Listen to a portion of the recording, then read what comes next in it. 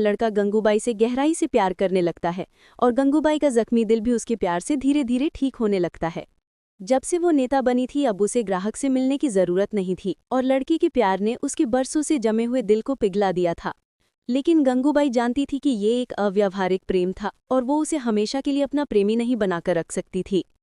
और इस समय यही लड़का सबसे उपयुक्त दूल्हा था, न केवल इसलिए क्योंकि वो उसकी ईमानदारी को जानती थी, बल्कि इसलिए भी क्योंकि वो एक भरोसेमंद इंसान था। इसलिए गंगूबाई भारी दहेज लेकर लड़की की तरफ से लड़के के घर शादी का प्रस्ताव लेकर गई। लड़की के परिवार ने शुरू में हिचकिचाहट दिखाई, लेकिन अंत में वो भारी भरकम दहेज से प्रभावित हो गए। रेड लाइट एरिया की पहली शादी इस तरह तय हो गई। लड़का जोर से गाड़ी का पीछा करता है, वो गंगूबाई से अपने प्यार का इजहार करता है और सवाल करता है कि क्या वो सिर्फ चुनाव जीतने के लिए उसका इस्तेमाल कर रही है। एक शानदार शादी हुई। गंगूबाई ऊपर चुपचाप देखती रही, उसे पता था कि उसका अपना प्रेम यही खत्म हो रहा है। इसके बाद गंगूबाई को नया जिला अध्यक्ष चुना गया और तब उसे पता चला कि यहाँ के लोगों के पास बुनियादी मानव अधिकार भी नहीं है। बैंक उन्हें खाता खोलने से मना करते हैं और पूंजीपति उस जमीन पर व्यावसायिक इमारतें बनाना चाहते हैं।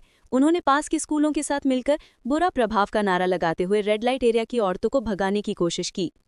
स्कूल भी उन बच्चों के साथ भेदभाव करते थे जिनके पिता नहीं थे और उन्हें दाखिला देने से मना कर देते थे। गंगूबाई बच्चों को लेकर प्रिंसिपल के दफ्तर पहुंची और लड़कियों के लिए दाखिला मांगा। रेड लाइट एरिया की औरत होने के नाते गंगूबाई चाहती थी कि यहाँ के बच्चे बाहर जाकर अपनी किस्मत बदलें। प्रिंसिपल के पास कोई जवाब नहीं था और उसने हाँ कर दी। इसी बीच एक पत्रकार गंगूबाई के मजबूत व्यक्तित्व से प्रभावित हुआ। वो गंगूबाई के कामों की बहुत सराहना करता था और उसने उनकी तस्वीरें ली।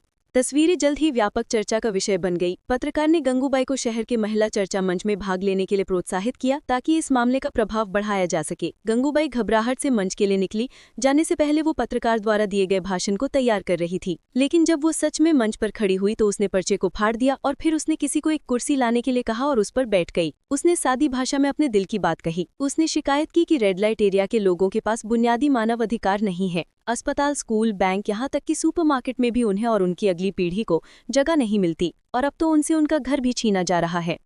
गंगूबाई की बातों को पूरे हॉल का समर्थन मिला और इससे वो मशहूर हो गई। एक राजनेता ने उसके प्रभाव को पहचाना और गंगूबाई के साथ समझौता किया कि काम होने के बाद वो उसे उस समय के प्रधानमंत्री से मिलवाएगा। ये गंगूबाई की इच्छा के अनुसार था। रेड लाइट एरिया की औरतों की किस्मत बदलने के लिए उसे प्रधानमंत्री स्तर के किसी बड़े व्यक्ति की जरूरत थी। गंगूबाई बहुत घबराई हुई थी क्योंकि वो 10 साल से ज्यादा समय से रेड लाइट एरिया से बाहर नहीं निकली थी।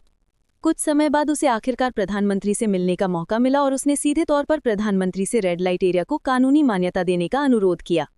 प्रधानमंत्री को इसके पीछे के अंधेरे और जटिल उद्योग की जानकारी थी और वो शुरू में अनिच्छुक थे, लेकिन गंगूबाई की बातों ने उन्हें गहराई से प्रभावित किया। आखिरकार उन्होंने गंगूबाई का अनुरोध मान लिया। जब गंगूबाई वापस